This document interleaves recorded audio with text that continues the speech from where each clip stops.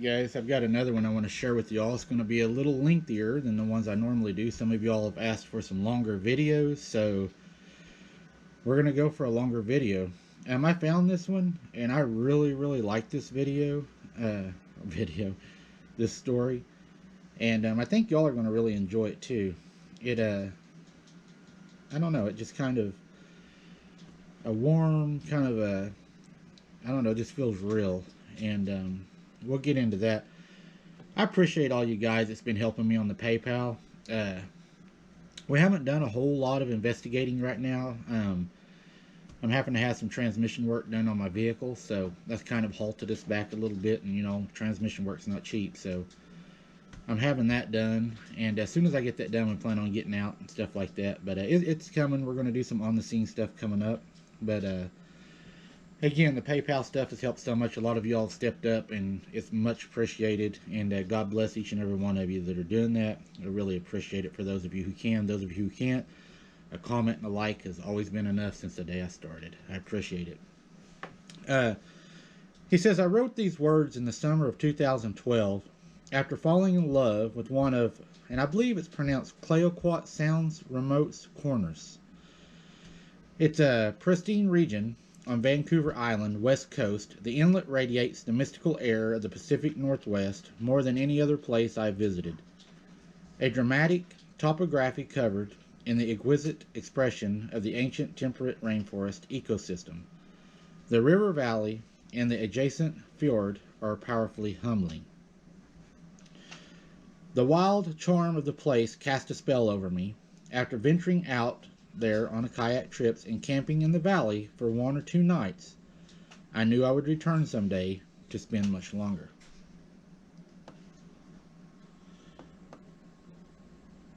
In early 2014, everything seemed to fall in place. I prepared for a stay of 1 of the 2 months, a solitary hidden cabin, clinging to the vastness of the wild scenery and representing the only human trace in this realm, would act as a perfect home base. My intention was to explore the nature of wilderness living, tune in with this region's pristine air, observe wildlife, and sharpen my senses into interplay with the natural world. I wanted to deeply connect to the feeling of being in this place and situation rather than exploring it itself. The cabin nestled secretly between the waterline and steep forest mountain slopes behind. I unloaded my kayak and boxes full of gear, waved at the driver, and watched his boat disappear into the distance. This had been my dream for 2 years. I moved into the cabin, settled in, and started the simple, rustic, yet very comfortable and gentle way of wilderness living I had imagined.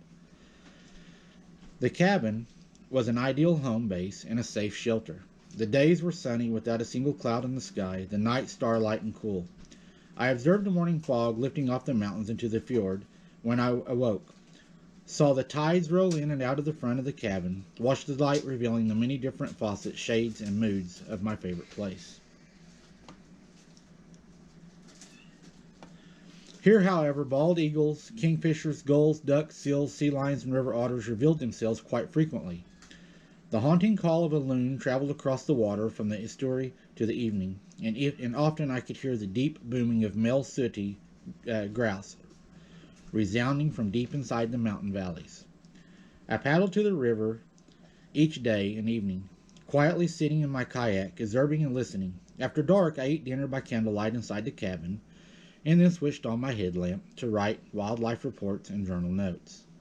Later, I lit incense candles and sticks to keep the mosquitoes away, and fell asleep comforted by the solitude of this remote place, so used to echoing back at itself without the attendance of human witnesses. My mind was free of distractions and seemed to stretch for beautiful days of living at the moment felt like weeks. I came to realize that part of the beauty of my favorite place and its appeal to me was unapproachable seclusion. As much as it was a place of bright beauty, abundance, peace, retreat, and serenity, it also carried an obscure air of reticence, inaccessibility, twilight hostility, and deep mystery. On the 5th day, I lay down for a nap in the afternoon and woke to a filtered light of early evening. I launched my kayak and went for my customary paddle to the river.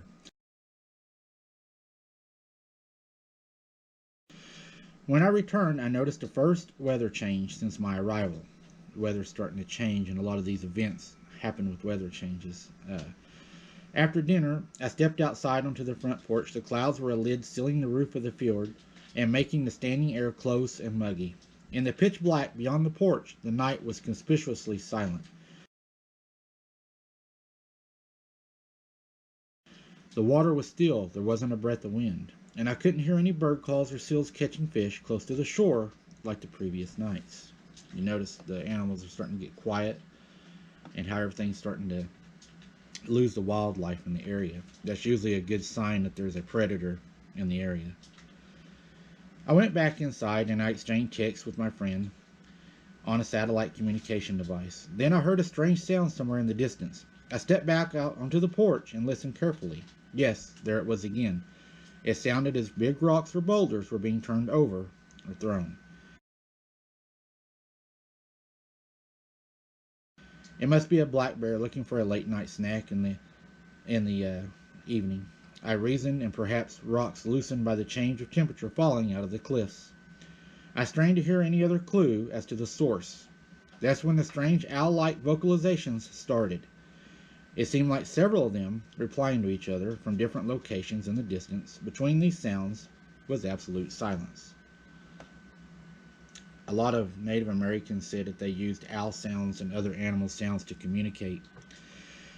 Whenever they're communicating in an area and you have a large predator, the smaller animals will leave the area. Same as deer hunting or anywhere else. You get a panther or a bobcat or something like that in the area, your other prey will start leaving the area. Half an hour later, the tumbling boulder sounds continued. Brushing my teeth, I tried to convince myself that the periodic silences were peaceful rather than strained. Suddenly, one of the rocks erupted with an intensity of an explosion. It was much closer than ever before. My toothbrush nearly fell out of my mouth. My hair stood on end. Was I not alone? Was there illegal logging nearby? I hadn't seen any lights, no traces of human activity at all. It couldn't be, especially not 11:45 at night. No, I was completely alone in this remote corner of my world, and I was beginning to feel it.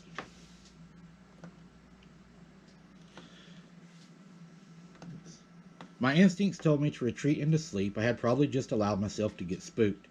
I felt almost comfortable retiring to the cozy half-attic under the roof, away from the dark window panes that stared blindly out into the raven black night from the sides of the cabin. Very soon I drifted into sleep. The rock sounds and eerie calls continued cutting the silence outside. I was rudely awakened from my dreams into a nightmare, fully and immediately present. My eyes opened widely, my breath came to a stop, my heart pounded wildly, and I felt a torrent of adrenaline flood my body. I was petrified. My senses had never been more acute. I sensed that it was a mortal fear like I had never felt. Loud stomping on the ground right next to the cabin's surrounding boardwalk shook me to the very core. Each stomp made the cabin tremble. The massive force applied and its rhythmic nature were absolutely intimidating. More than that, they were beyond anything I could associate with the animals you would usually expect to encounter in these forests. I suddenly yearned to start a life in the city and work in a safe boundary of an office, drawing a heavy curtain around everything that is wild. He's starting to get afraid and kind of, I think, regretting the solitude out here and the seclusion, because now you may be being hunted by a predator. The stomping was joined by the most horrifying vocalizations, disturbingly erratic and deliberate at one. Tribal, not quite like human speech, but similar enough to recognize certain elements. It sounded as something was going to speak, shout, articulate itself, without quite mastering the language. I also caught language on a video that I'd done that was really weird. That kind of was like that. It is our senses that are primary of truth, not our mind. Even before my brain jumped in with thought, my senses understood the message. Clear out, go away, leave. We are here. You cannot be here. After several seconds of this turmoil, I heard them leave with emphatic steps. Two bipedal creatures erratically running off with tremendous speed and agility, each footfall causing the ground in the cabin on it to tremble. I pressed my hands against my ears as hard as I could. I wanted to seal off the senses. I hid under my sleeping bag in the darkness, very much afraid. and my body was strained. Fully covered in cold sweat, for the next few hours I remained frozen, still pressing my hands against my ears and vowing that I would leave as soon as the light dawn had released me. That night I tried to send 17 messages on satellite device, daring only to lift one hand to text my friend 55 kilometers away. I need to pick up right away. Please send a float plane. Of course, I didn't have a clear view of the sky from my hideaway under the roof. Still, I prayed for the messages would somehow send through the tiny air circulation window under the gable. I couldn't imagine moving to a more exposed spot. As dawn slowly seeped into the cabin, I carefully allowed my ears to listen again and my eyes to see again. I tentatively climbed down the ladder into the main living area and started picking up the most necessary things into a few immersion bags. The float plane wouldn't be able to transport all my gear, but I didn't care about leaving my things behind. I was so terrified and afraid of the things that I had heard, I did not mind leaving everything for my own safety. I didn't dare look outside. Finally, I received a message back from my friend. I'm on my way down to the dock. I'll send you a float plane. An hour later, I heard the plane descending into the gigantic scenery of the fjord. I stepped outside onto the overcast morning without turning back or looking around the cabin. I walked down to the water and caught the pilot's attention with my red rain jacket. How are you doing? The pilot asked, searching for my face for clues. I'm all right. I lied. I just didn't feel safe here last night. The ground was shaking and I heard sounds of moving boulders. Might not be a good thing to be trapped in this spot in case of an earthquake or a landslide, right?